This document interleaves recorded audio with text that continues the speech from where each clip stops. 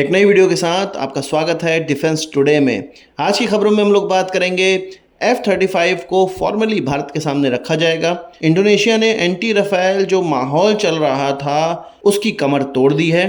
यूनुस के द्वारा भारत के चिकन नेक के पास एक एयरफील्ड या एयरफोर्स बेस एक्टिवेट किया जा रहा है। इसके अलावा भारत और रशिया के बीच में एडिशनल S-400 की डील होने वाली है।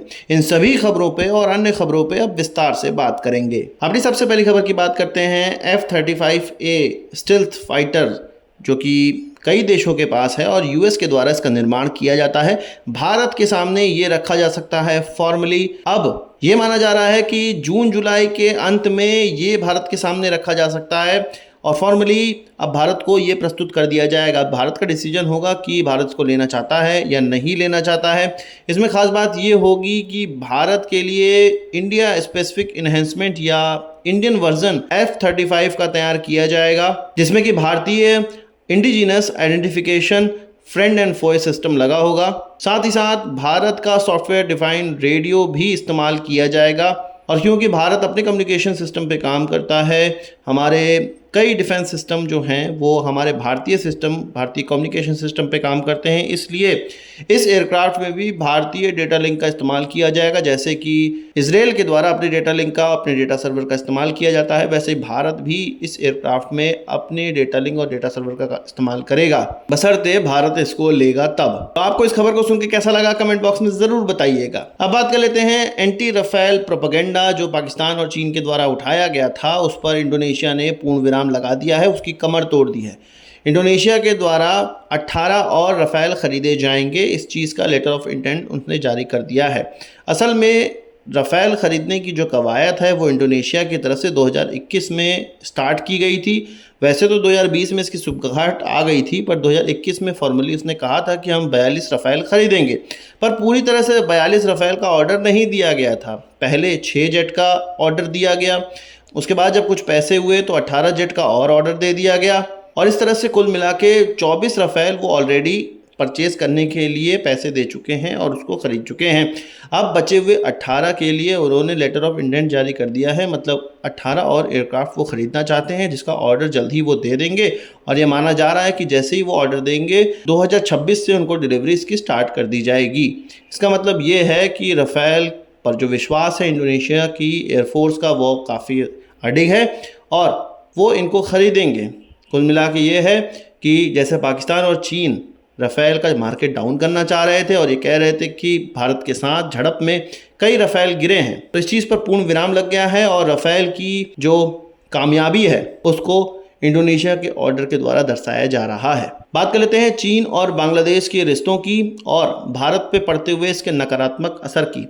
एक एयरबेस एक्टिवेट किया जा रहा है जो कि लाल मोनिन हाट एयरबेस कहा जाता है।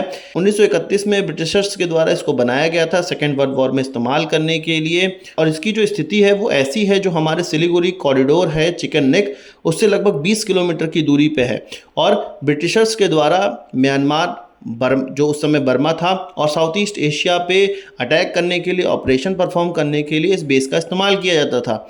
1950 तक ये इनएक्टिव रहा था, उसके बाद पाकिस्तान इसका इस्तेमाल करने लगा था और फिर जब बांग्लादेश बना और 2019 का समय आया जब शेख हसीना की गवर्नमेंट यहाँ पर आई, तो शेख हसीना ने कहा कि भाई यहाँ पर एयरबेस अब नहीं रहेगा, एयर स्ट्रिप नहीं रहेगी, अब इसको हम लोग एक एरोस्पेस यूनिवर्सिटी की तरह डेवलप करेंगे। इसका मतलब ये था कि ये एरिया अब शांत होने वाला था और बांग्लादेश इसका इस्तेमाल भारत के खिलाफ नहीं करने वाला था।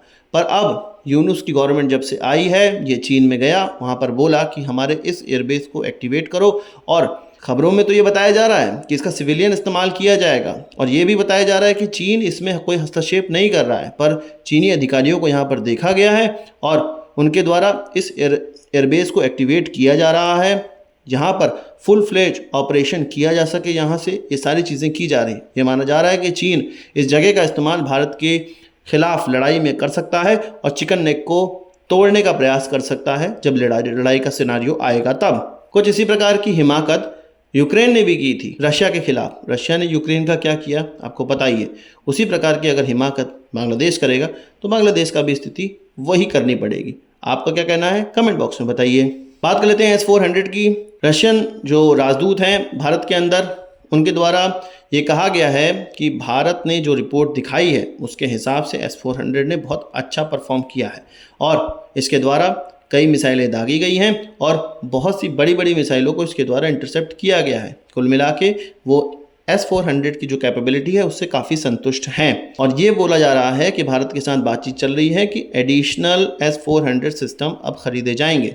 समय आने पे डील सामने आएगी, अभी उन्होंने कुछ बताने से मना किया। तो आज की इस वीडियो के लिए बस इतना ही। आशा करता हूँ कि वीडियो पसंद आया होगा। आप इसको एक बड़ा थम्स अप जरूर देंगे। इस वीडियो संबंधी सवाल सुझाव हो कमेंट बॉक्स में जरूर लाइएगा और यदि आपने हमारा चैनल सब्सक्राइब नहीं किया उसे भी कर लीजिए क्योंकि हम इस प्रकार की वीडियो लाते रहते हैं। नमस्कार, थैंक यू, जय हिंद।